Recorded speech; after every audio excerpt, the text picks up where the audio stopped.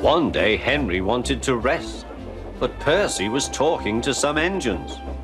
He was telling them about the time he had braved bad weather to help Thomas. It was raining hard. Water swirled under my boiler. I couldn't see where I was going, but I struggled on. Oh, Percy, you are brave. Well, it wasn't anything really. Water's nothing to an engine with determination. Tell us more, Percy.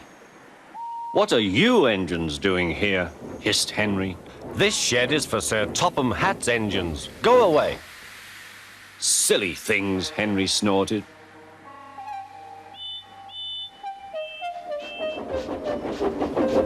They're not silly. Percy had been enjoying himself.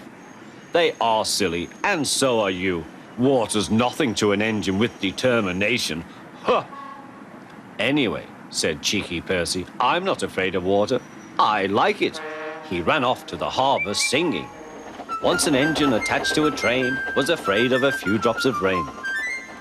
No one ever lets me forget the time I wouldn't come out of the tunnel in case the rain spoilt my paint, huffed Henry.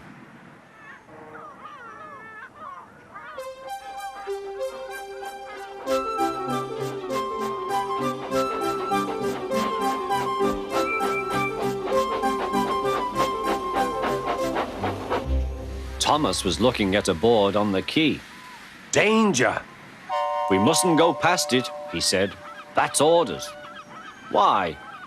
Danger means falling down something, said Thomas. I went past danger once and fell down a mine.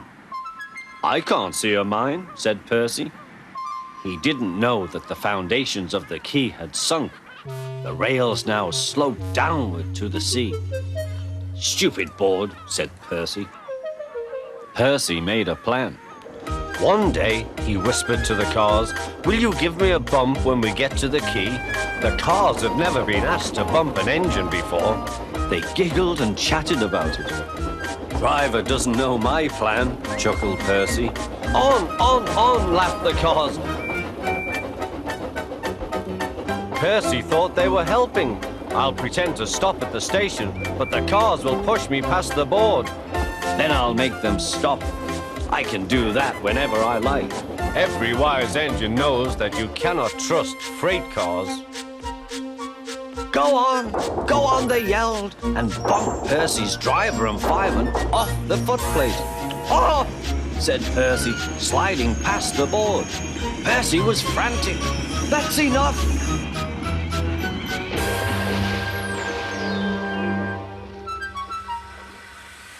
Percy was sunk.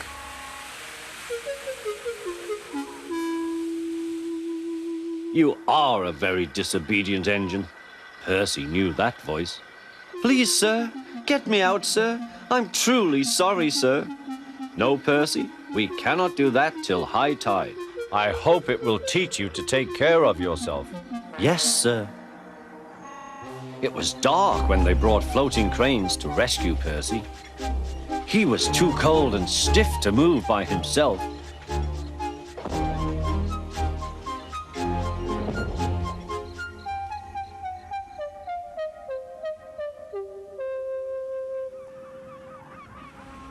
Next day, he was sent to the works on Henry's freight train.